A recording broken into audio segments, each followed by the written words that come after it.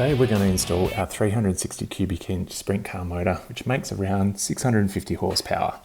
Now, Sprintcar engine installations aren't the most complex, and it's not uncommon for the top teams to be able to swap a motor out between heat races on a race night if they have any engine dramas. As you can see, we're not top teams, we're pretty new to this, so it's all a bit of a learning curve. They say Sprintcar racing is a 5-year apprenticeship, and honestly, I don't have the budget, desire or skill to be that good. So we're just going to have some fun, live a childhood dream, learn a little bit along the way, and we'll show you some tips and tricks of a speedway motor as we go.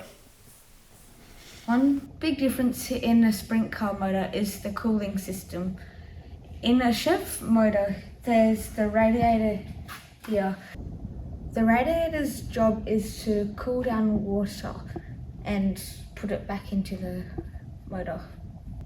The hot water comes out of the motor here, goes into it, and then the cool water comes out here and then goes back into the motor in these two places.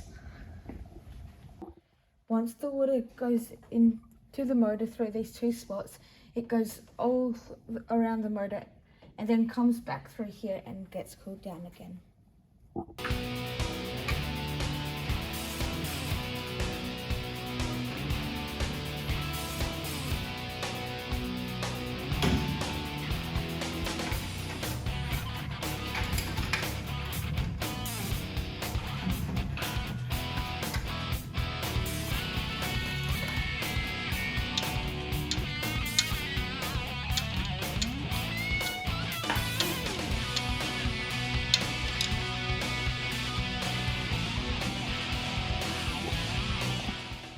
Now we're looking at the sprint car cooling system. As you can see, the radiator is much smaller because air is constantly flowing through it at fast speeds, cooling it down enough for it not to need a fan. So once the water's cooled, it goes into this water pump that pushes water straight into the hottest point where we have Siamese exhaust points.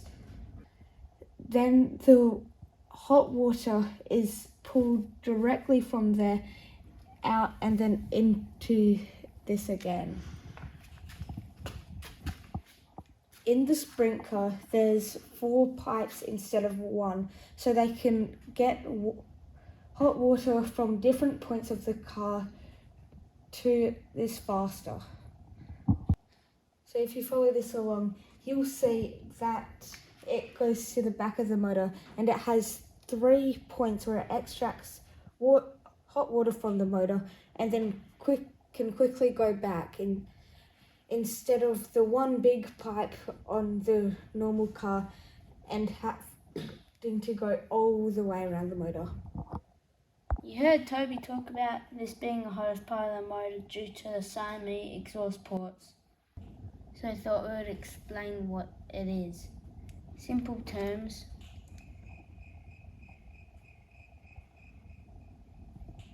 the spark plug goes to a cylinder which comes out here and has a head intake.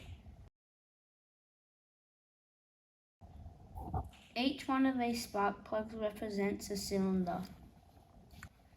We know each spark plug has an exhaust and an intake, and if we follow it along, it's exhaust, intake, intake, exhaust, exhaust, intake, intake, and exhaust, which leaves 2 exhausts in the middle, which makes it very hot.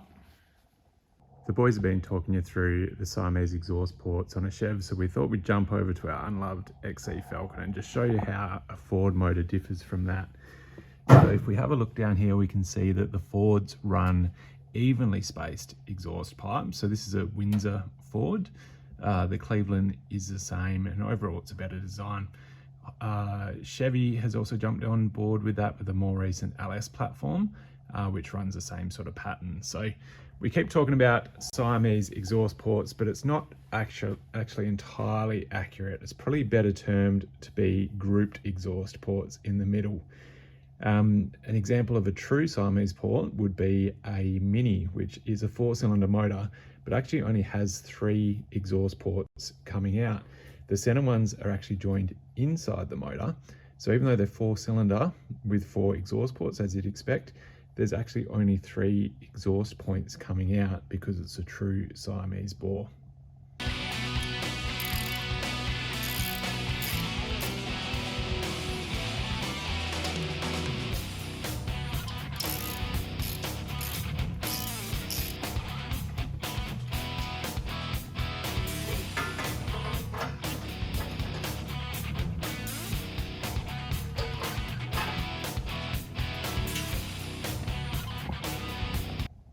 On the headers, we use a torque wrench for that's about 15 pounds, which equals 1 ugga dugger.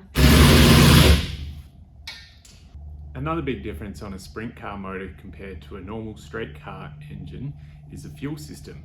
So on a normal small block Chev that you'd find in many street cars, traditionally you'd find a 4-barrel carburetor sitting on top. So it's pretty self-explanatory in terms of the barrels. So 4 barrels inside, directing air into the motor. If we look on the bottom, you can probably see that a little bit easier with the 4 different barrels.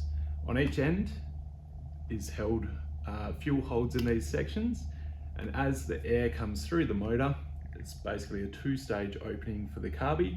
It sucks fuel into the engine. Now inside here is they're called the metering blocks, and you have little jets which control how much fuel actually go into the motor. Sprint cars are a little bit different. You don't control how much fuel is going into the motor, you control how much comes out of it. So these are run by a mechanical fuel pump which sits down between the driver's leg. It drives off the back of the cam itself. So as the motor spins, the faster the motor spins, the more fuel pumps in. So as you would imagine, more pressure builds up, more volume increases as the RPM increases.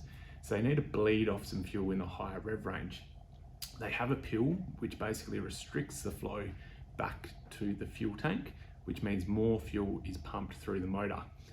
They're a methanol engine and they suck a whole lot of air. So they have individual intake runners for every intake port, and size comparatively, if you look at the 4 intake ports on the carburetor compared to one of the ports on the mechanical fuel injection, you can see how much air these sprint car motors consume.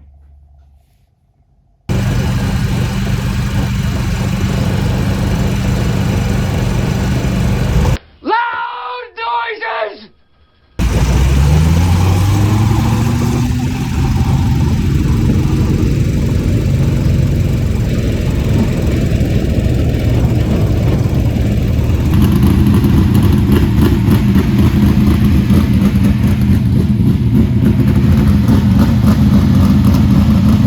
That's it for this episode of Two Boys Toys.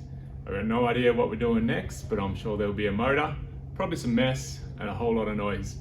Thanks for watching.